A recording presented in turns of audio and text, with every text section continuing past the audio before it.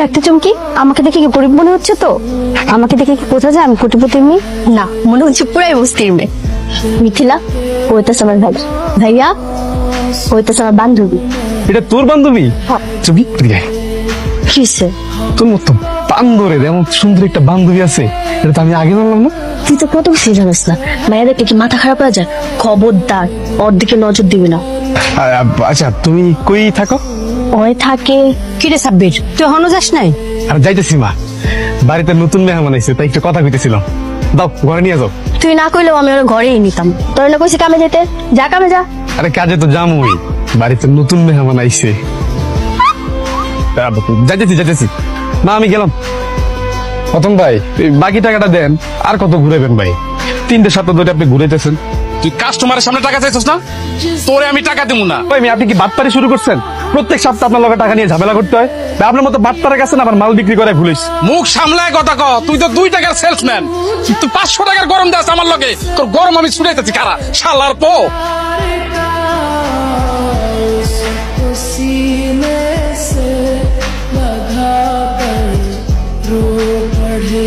ওই ভাইয়া, কি হয়েছে? তুই কান্তাছস কে? এত তাড়াতাড়ি মাল বেচা হয়ে গেছে নাকি অন্য কোনো ঝামেলা হয়েছে?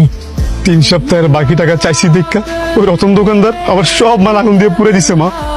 হায় হায়, চকুলা টাকার মাল।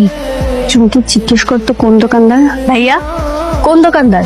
ওই যে 7 নম্বর ব্রিজের পাশে রতন দোকানদার, ওই করছে। আপনারা কারা? আমরা কারা? একটু আগে একটা ছেলে সাইকেল থেকে সব মাল ফেলে দিয়ে পুড়িয়ে ফেলেছিস। গরিব মানুষের টাকা আত্মসাৎ করতে লজ্জা করে না তোর? ক্ষমতা দেখাস? উনি যত টাকা পায় আর আজকে যা যা পুড়িয়েছিস সবকিছু ক্ষতিপূরণ দিবি, একটা টাকাও যেন কম না হয়।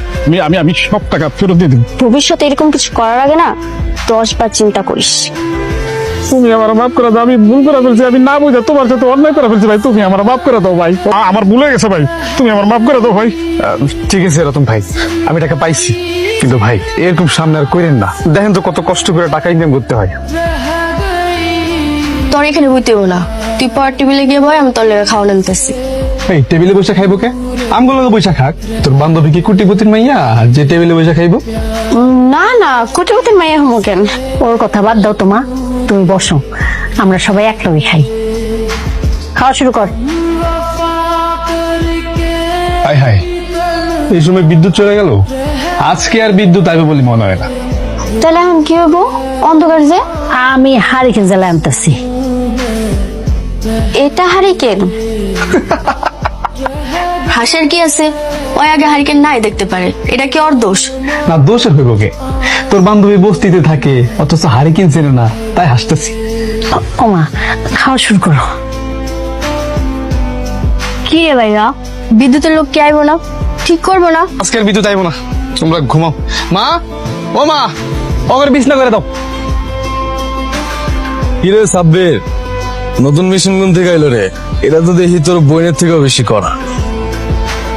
চোখ যে ফালাইছি আর সরাইতে তো পারতাছি না রে। আপনারা কারা? শোনো সুন্দরী, আমি এলাম সাব্বিরের প্রতিবেশী। আর বইনের বিয়ের কথাবার্তা চলতেছে আমার। কে তোর লোকে বিয়ের কথা বলতে কইস? তুই কি আন্দাজি বকতেছস নাকি? আর তোর না কইছি আমার বোনের আশেপাশে আইবি না? ঠিক আছে, আর আইলাম না। এটাতে বিয়ে দিবে আমার লাগে? 2 বই চালানোর ক্ষমতা আমার আছে। মিথিলা, ঝামেলা করিস না, বুঝতে অনেক খারাপ মানুষ, পরে ঝামেলা বাড়বো। ওনার মুখিরা যেতে। আপনার যদি এতই সাহস থাকে তাহলে বস্তির সবার সামনে দাঁড়িয়ে এই কথাটা বলবে। সুখী, চল, বললো কথা বলে লাভ নেই। আমুনের বস্তিতে আমার সাহস দেখাইতে